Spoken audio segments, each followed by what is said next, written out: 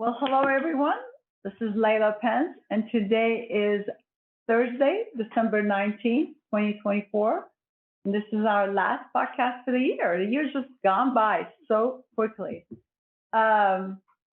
We have a lot to cover today, obviously, after a big day of the Fed's volatility yesterday. So we're going to cover what happened yesterday and why was it so volatile and explain why. Then we're going to go through some of what the Fed looks at as far as the data and what can we expect as far as interest rates. And then, of course, we have a new president coming aboard and a lot of possible tax law changes that I'm going to cover. Then we're going to give you a little brief of what we think the market will do in 2025, and then really a little bit more time on what sectors we like this year and next year. So with that, we're going to get right to it. Dryden, we had a big day of volatility yesterday, and the market didn't seem to like what the Fed had to say. What happened? Well, you get into these moments at the end of the year where everybody becomes the frazzled cat, and any little bit of noise makes everybody crazy. So what happened was the Fed basically changed their comments a little bit. Before, there had been a conversation of, all right, we lower interest rates and we're thinking of 4 cuts next year, which would be another, full down to 3.5 or something like that. So you have one quarter point cut every quarter next year. That's kind of where everybody was. Well, what the Fed did is they came back and said, yeah, that's probably not the case. And instead of 4, it's probably going to be something less than that. And we think that that's accurate. You're probably looking at somewhere between, in our view, 0 to 2. And the reason why is the same reason that we were stuck at 550 for an entire year. You got to remember, the Fed put us at 550 and held it there for an entire year, okay, to let things settle down and let inflation bleed out of the economy and let things get into a sustainable pace. We moved from a torrid pace to a sustainable pace. So now the Fed's going to move this thing down to 450, right? And it's entirely possible they could wait a whole nother year. Or you could see the back half of the year where you get a quarter point and a quarter point. We don't necessarily think you're going to see a quarter point in the first quarter. I mean, we created some volatility yesterday. Now it's all settled down. Probably along about the March meeting, whenever that's going to be, there'll probably be a little volatility when everybody finds out that, oh, we didn't get a quarter point in the first quarter. Why don't we? Because it's not warranted. The fundamentals of this economy are still pretty darn strong. We are still living through the multiplier effect of the COVID stimulus that we did. And that continues. I mean, you have to remember, the multiplier effect of the stimulus of World War II ran in the economy all the way to 1974. The multiplier effect of the stimulus that we did for COVID, right? We're now just a few years into it, right? This is not going away overnight. And so I think that you have to recognize this is why we didn't have a recession. This is why inflation is sticky. This is why the economy is still doing good. This is why we have more people working, making more money than ever before. You look at they bring up the unemployment number. Well, the unemployment number isn't that people are unemployed. You just had more people, come into the labor force. We have more people working now than we've ever had. So when everybody's expecting the Fed to say, oh, we're going to lower interest rates because the economy is slowing, right? And they don't, because the economy is not really slowing and they don't really need to lower interest rates. But inflation is down. Inflation is down. Inflation's down to a more normal level, right? Did they raise rates because of high inflation? They raised rates because you had a very large spike in inflation due to really triggered by oil prices in response to the Ukraine war.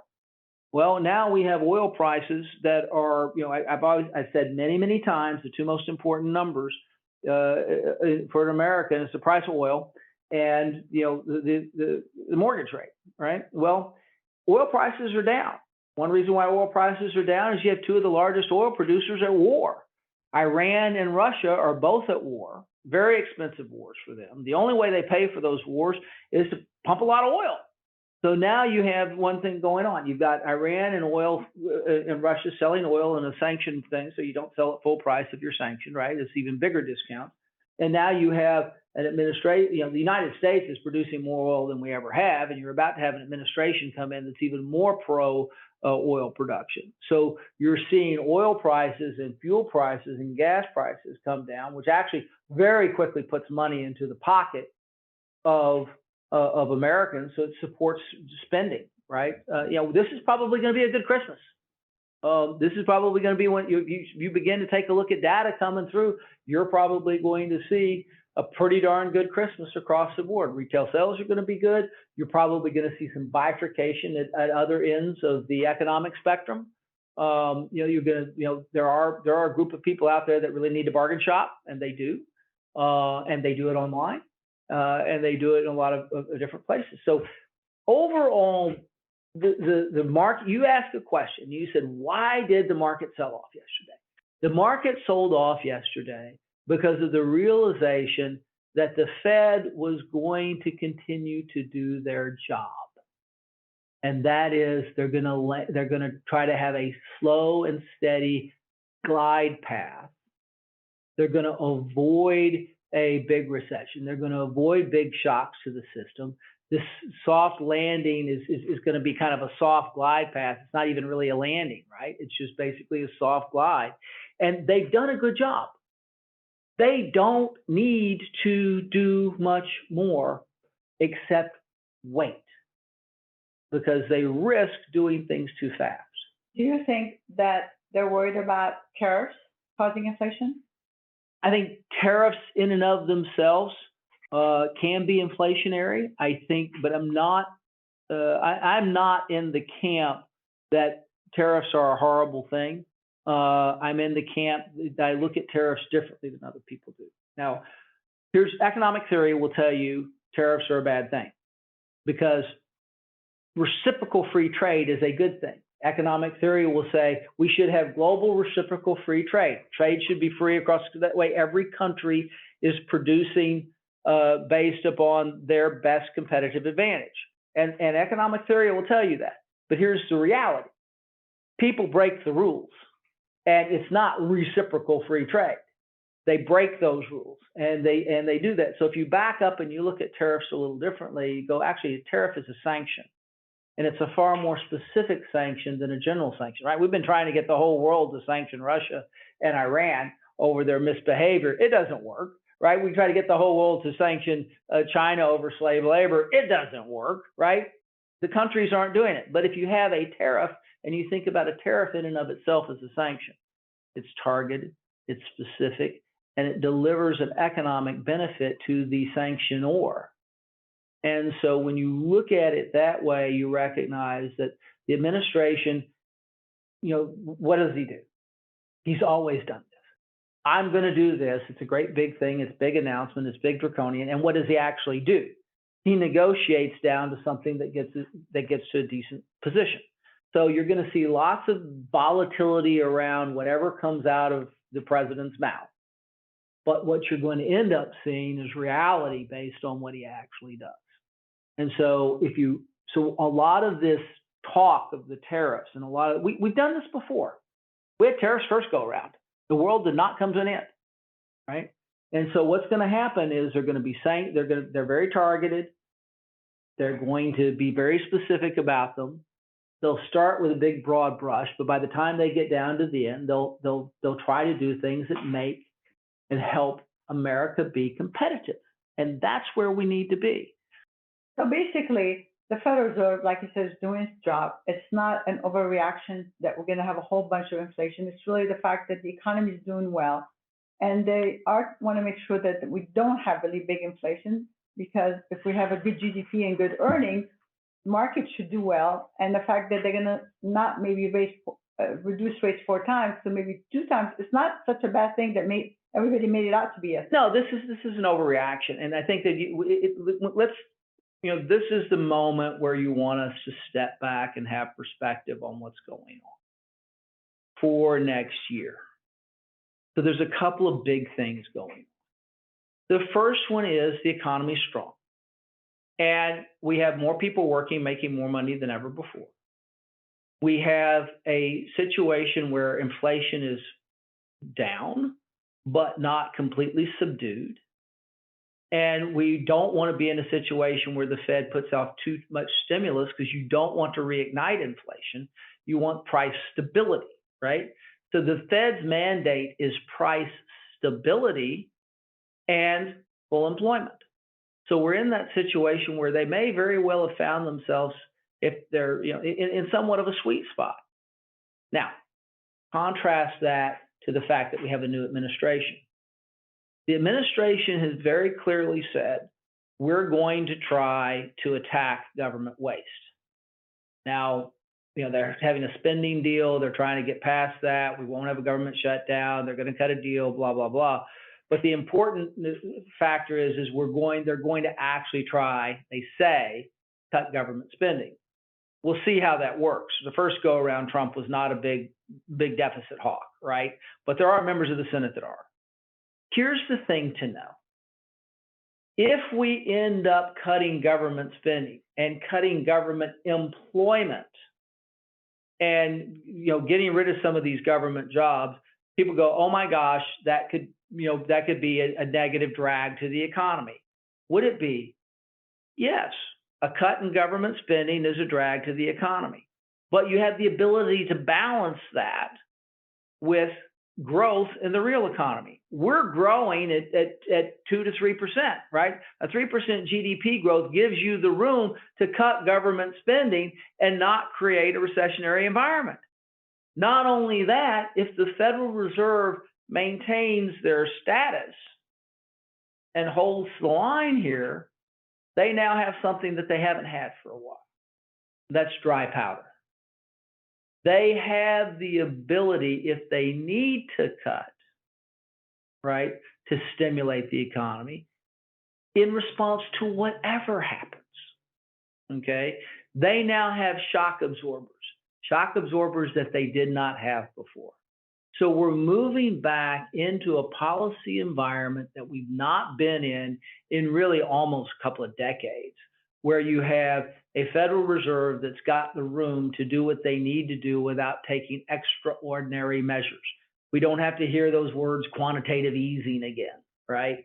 We have the ability to have a more normalized set of circumstances. Right.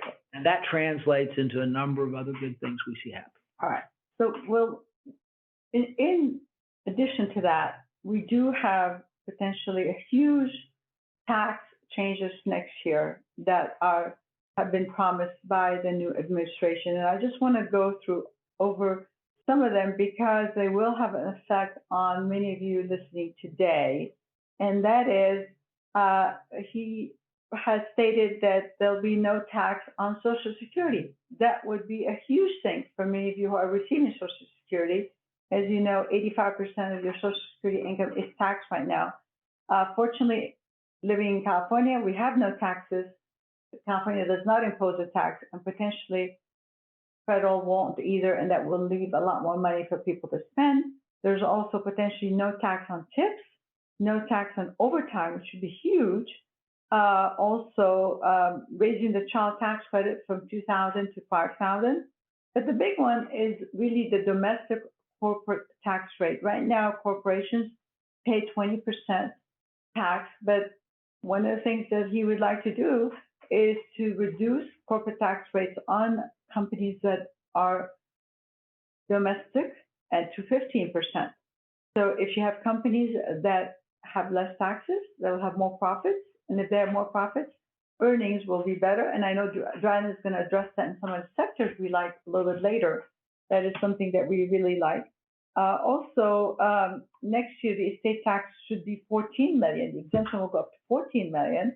And if he extends the Trump tax law changes, that would be very good for large estates. The other thing that is talked about is the SALT deduction. Is this the amount of deduction that is deductible, where your state income tax and your property taxes are only now limited to $10,000. They're talking about raising to $20,000 or more. That would be a big tax benefit for those of us who still itemize. So lots of changes. And the benefit of all this is that whenever you lower taxes, you do give people more money in their pocket to spend. And when they spend, then then they spend it on companies that hopefully that we own, and that would increase your profits. So with that background, Dryden, what do you think is the outlook for the stock market in 2025? Before I do that, I want to address this tax thing just a little bit. The idea that we're going to take companies that make things in the United States and give them a lower income tax than others is kind of the other side of the tariff argument. Okay, it's a positive argument. In other words, on one hand, you're taxing the companies that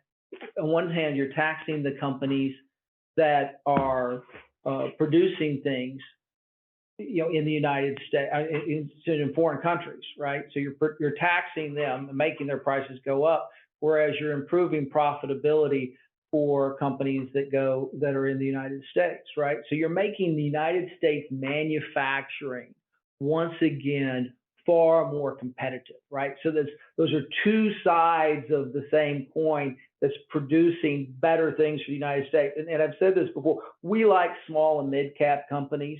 We like small and mid-cap industrial companies. We like people that make things in this environment, because there's 3 or 4 things happening in your benefit. The first one is, if you're located between the Appalachian Mountains and the Rocky Mountains, you have lower labor costs than your competitors on the coast. You have the ability to ship freely across the United States, and you have good transportation networks globally. In addition to that, you've got good capital structures. You have meaningful capital structures and formations here in the United States, but more importantly, you have the ability to export easy. And you basically you take lower wages, and you have the advent of AI, where these companies are adopting technologies faster that increase labor productivity. So you see small and mid-cap companies in the United States that make things having the ability to have increased profit margins, and increased profit margins increase the stock performance.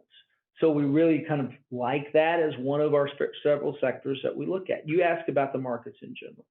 Right now, the projections are for earnings, and it is all about earnings, that earnings are going to probably be up 10 to 12% but in 2025 over 2024.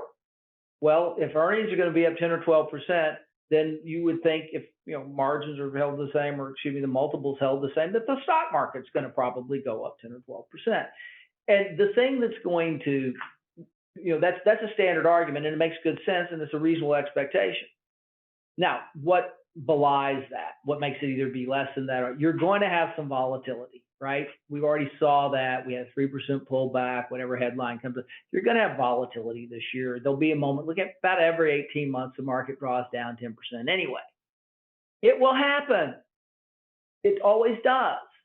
Markets adjust. But I think what we're going to see generally, we'll have this between now and the end of next year.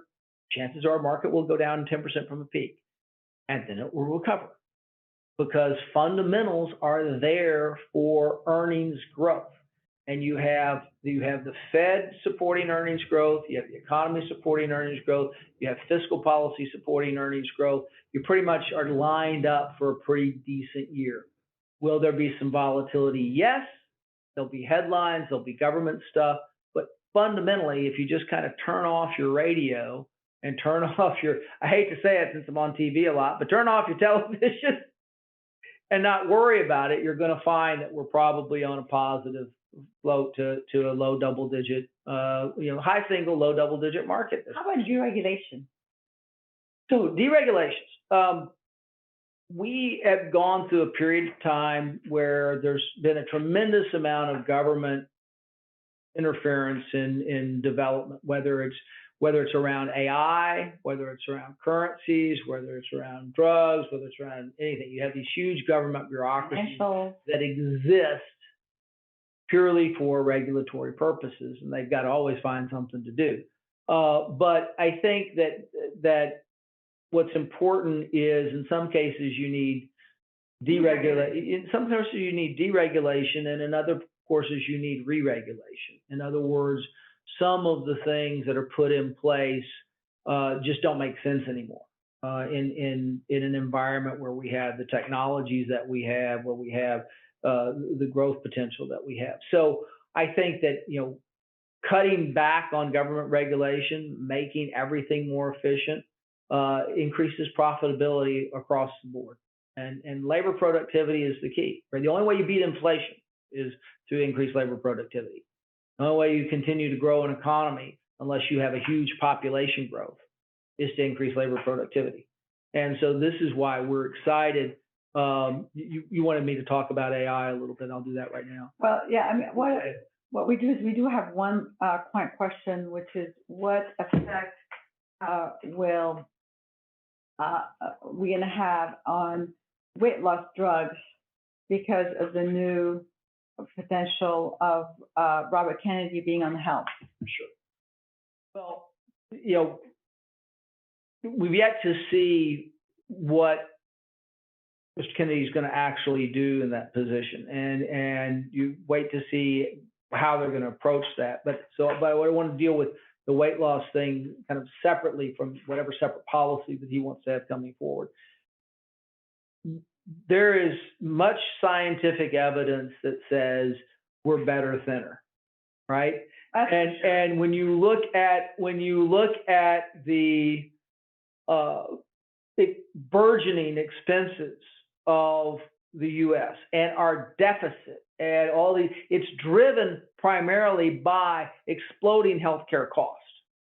And quite frankly, and I've said this a little bit tongue in cheek, but it's quite true. If you don't like the federal deficit, go lose 30 pounds. Because, the point of the matter is that if we become thinner and healthier as a nation, the cost that is involved in caring for us goes significantly down. And it goes significantly down, and that's one way to really bend the curve on our budget deficit. So I think what you're going to see on the weight loss drug things is as more science comes out and we can benefit from it and people are able to continue to benefit from losing weight, you're probably going to see more of the drugs covered by insurance, more of the drugs covered by government programs, because there's an economic benefit to the nation to people losing weight. It cuts down, it bends the curve. And so exactly. So diabetes, all of those things. We're expecting, right now there's 5 million people that use weight loss drug and it's expected to go to 50 million. So that's a lot of people. That's a lot of people, and that's coming. Yeah, and so I think that we like weight loss drugs. We like anything that makes Americans healthier. That's the real thing. Whatever makes Americans healthier, live longer, more productive, happier lives, and cuts down on the amount of money that is spent caring for people due to their chronic health problems. People living healthier. And people living healthier lives, is better for everybody. Better for everybody. So with that, you can go back and tell us, you mentioned a couple of the sectors we like: weight loss, we like small to mid cap, artificial intelligence. What are some of the other ones? We like payments. And part of this is we talk about AI, and I'll come back to that in just a second. But we now live in a digital payment world. You really carry around your payment systems in your pocket. Well, every time you pull that credit card out, every time you do that, every time you Venmo, every time you do any of those things, pennies are pulled off to somebody to affect that trade. And therefore, the more that's done, the more pennies those guys get, and those pennies really, really add up. And so those companies are profitable. So human beings pay for convenience. We know that. And so we like payments as a industry in and of itself. It's become an industry. Even valet parking now takes payments. Yeah, everything does. Everything does. And it's how we move money around, right? The people still like tips, though. I find the valet still like tip. You can do that, but they like cash. It's all right.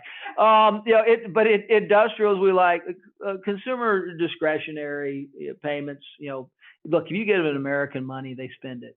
And then information technology. Let me talk AI just really a second, if you can indulge me. Here's the thing. There's two parts to this.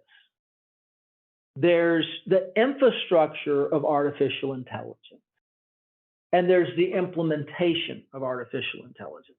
We are just in the early stages of the infrastructure of artificial intelligence. This is as big a thing as the Transcontinental Railroad. This is as big a thing as the internet in and of itself. And so the amount of chips, the amount of data, the amount of centers, the amount of all of this infrastructure that's there has to go and be there first. And then we find the companies that are going to maximize utilization. So right now we're in the early innings of artificial intelligence. We like that. We're really just building out the infrastructure, and that's what you're seeing. The things that we want to look at going forward are the companies that make the most use of it. And you'll hear me talk about this all this next year, but I'm going to be talking about AI plus H. It's artificial intelligence plus the human factor. How much additional labor productivity, how much additional value per hour of my work, right, can we get of anybody's work, can we get by using AI? And that's the real revolution that's coming. And I think we're just beginning at the earlier innings of this. This hadn't even begun to happen yet. And that's what we're excited about. But remember, we're looking for the companies, not just that are the infrastructure of AI, but the companies that are using it to make them much more efficient. So that can be your manufacturing companies. That can be your very boring companies out there that have gone from having a labor force of 150 people to a labor force of 30, right? Yet, you're being able to really be a lot more productive. And when you cut those labor forces, you also are able to increase wages of the workers, right? You have to ask yourself, the American economy creates more jobs than anybody in the world. Most of the jobs in the world are actually created by us. A lot of the jobs in China are created by us. And you got to ask yourself, you're going to create a job, which one do you want to create? A $50 job or a $10 job? We want to keep the $50 jobs here. They can do the $10 job somewhere else. One of my clients today told me that they went to Taco Bell and their order was taken by AI. Exactly. Exactly. That's great. Okay, well, with that, I just want to give you a couple of dates to put down on your calendars from now. Our next podcast will be January 30th, which is the day after the first Fed meeting of next year. Then please remember to put down from now our client luncheon. That, as you know, that is our State of the Union address, where we cover what happened last year. We cover what's happening next year. We cover what taxes. A great time to invite your friends and family. It's Saturday, April 26th next year at the Hyatt Hotel in Irvine. And then, of course, we want to wish you a very, very Merry Christmas and a Happy New Year. We want to thank you. Happy holidays. Happy holidays. And thank you so much for your trust and confidence in us. We can't tell you how none of us would be here without you. We appreciate you. And Ryan wants to say something. Go ahead. So again, to sum this all up, last year was a pretty good year. We're going to have some volatility going forward. This next year, we think is going to be another pretty good year. All the fundamentals are lining up for that. Nothing goes perfectly, but we're here every day that the markets are open. We're here every day doing our job, letting us be us so you can be you.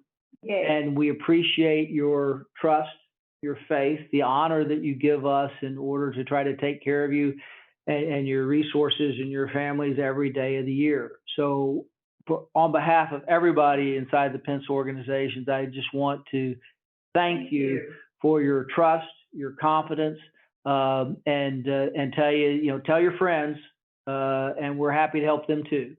So God bless everybody. Merry Christmas, Happy New Year, Happy Holidays, and thank you very, very much. 2025, right around the corner.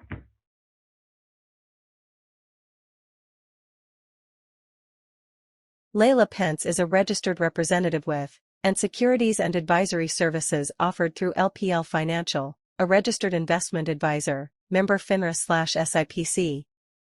Dryden Pence is a registered representative with, and securities and advisory services offered through LPL Financial, a registered investment advisor, member FINRA/SIPC. The financial professionals affiliated with PWM are registered representatives with and securities and investment advisory services offered through LPL Financial, a registered investment advisor, member FINRA/SIPC. Pence Wealth Management PWM and LPL Financial are separate entities.